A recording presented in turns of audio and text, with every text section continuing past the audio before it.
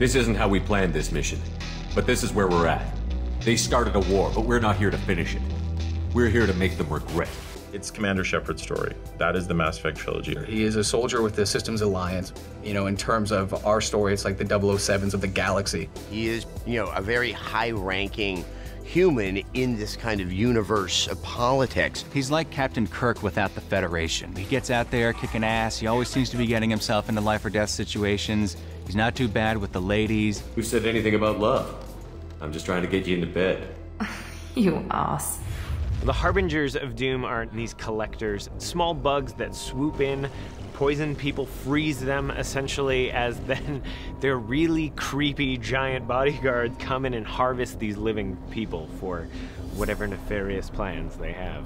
Shepard's in this difficult position because, once again, people aren't listening to him. And there's no specific proof, but there's a lot of evidence to show that something is going on. When the threat really narrows down on humans in particular, then, even more so, we're on our own, and it's much harder now to get the rest of the galaxy to do something. Cerberus will stop them.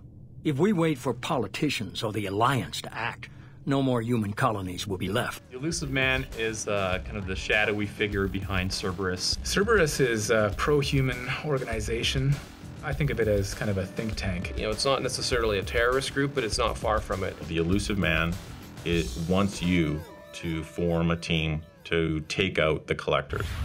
I'm Miranda, Shepard's second in command. On this ship, we follow orders. So Miranda works for Cerberus, and she's essentially, kind of your right-hand man for all your explorations and adventures. She's almost like the perfect woman because her father engineered her to be like beautiful and really strong and really smart. She's bitter because she's kind of been used and she's not seen for the person that she really is underneath. If this is a war, I'll need an army. I've already compiled a list of soldiers, scientists, and mercenaries. You'll get dossiers on the best of them.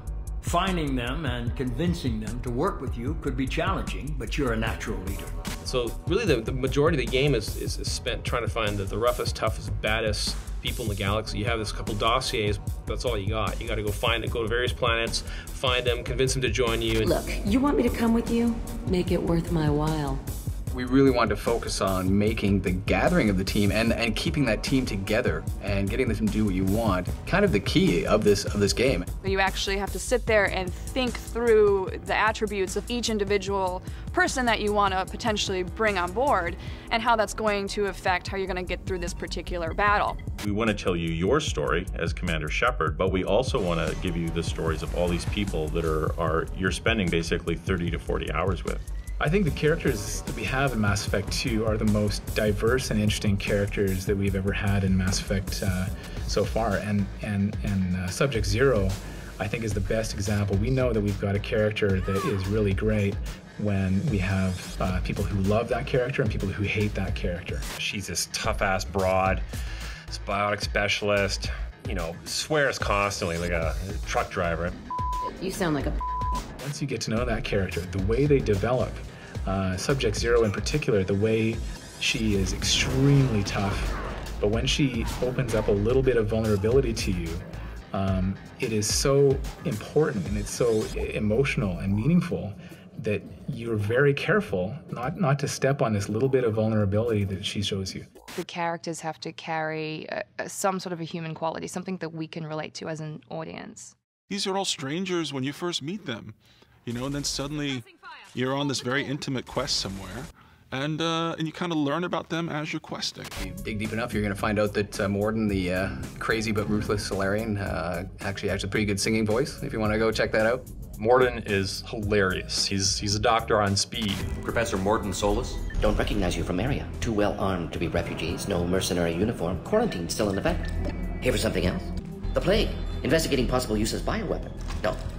Too many guns. For the love of God, take a breath. You assume Hippocratic Oath, they're not going to hurt anyone, but he sees it as a larger picture. If he has to kill someone to save 10, he'll do it, and he'll enjoy it. You're a doctor. You believe in helping people. Lots of ways to help people. Sometimes heal patients, sometimes execute dangerous people. Either way helps. You start to favor some over others because you really get into sort of the play style and how they balance against you playing as Shepard. And I think that that does establish a sense of relationship. Different people join for different reasons, and the people that are part of your squad don't always get along. Touch me and I will smear the walls with you, bitch! Enough! Because the characters are so different, they grate against each other, they bring out the best and the worst in each other. Before you die, I need a name. Grunt's like a brand new Krogan, very young. He's almost like too excitable. He's like, kill, kill, kill, stop me, Shepard, I gotta do this, I gotta do that. He's like bulldog on a chain. You pretty much know what you're getting with this guy, right? He's not going to be a great scholar of Shakespeare. He's not going to be your tactician. This guy's gonna just, basically you just put him out front and say, all right, you go first and we're gonna be right behind you, back here. So a character like Grunt, when he's standing there, he'll crack his knuckles, like you can tell he's ready to go. Whereas Thane, he's an assassin, he's very laid back, and in fact so laid back that he'll stand back and kind of fix his suit. So you get a really good sense of what Thane's all about.